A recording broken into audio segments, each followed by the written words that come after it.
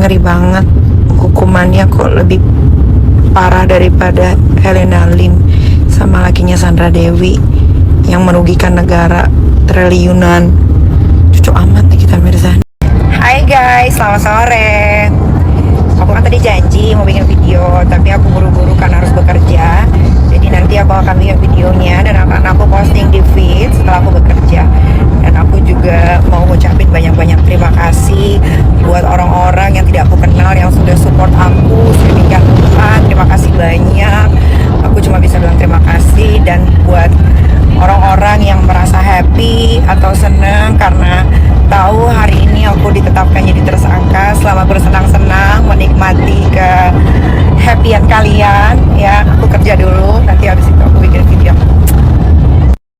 Halo ya, tukang meres itu bisa negosiasi. Hah? Ada nggak? Coba, ada nggak tukang meres itu bisa negosiasi? Ada nggak tukang meres itu bisa dinego? Ada nggak? Coba.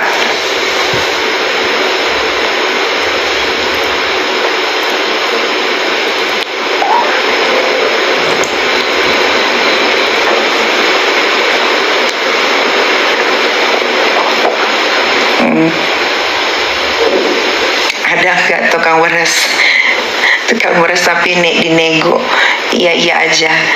Ada nggak Kang meres tiba-tiba di WhatsApp sama si Reza ke Mail? Tuh WhatsAppnya kan ke Mail semua, bukan ke gue. Gue nggak ada berhubungan sama si Ratu Flexing itu, nggak ada. Ada, mana ada Kang meres negosiasi. Lo diculik ya, terus lo di depan nih sama tukang culiknya, nih anak kamu saya culik ya, kalau mau bebas anak kamu serahkan duit 10 miliar. Pak bisa nego nggak? Nggak. Itu mah kalau yang bisa nego mah yang lagi butuh. Ada di ancamannya, suruh keluarin tuh ancamannya. Jangan si dokter tungkir itu aja tuh ngeluarin rekaman. Lo bilang juga sama dokter tungkir itu ya, dia dokter tapi dia jualan produk dari Thailand yang tidak ber-BPOM. Coba, emang dokter-dokter di Indonesia ini pada rata-rata pada ini ya, pada ngaco, gelarnya doang dokter. Gue nggak ngerti itu dokter beli apa sekolah, gue nggak ngerti ya.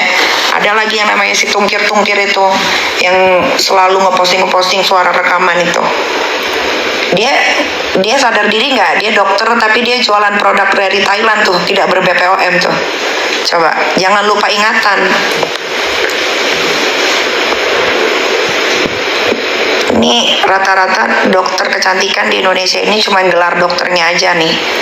Tapi dia nggak mementingkan tidak mementingkan konsumen. Setelah pakai skincare-nya mukanya rusak, mukanya hancur. Nggak mikirin, yang penting dapat keuntungan banyak.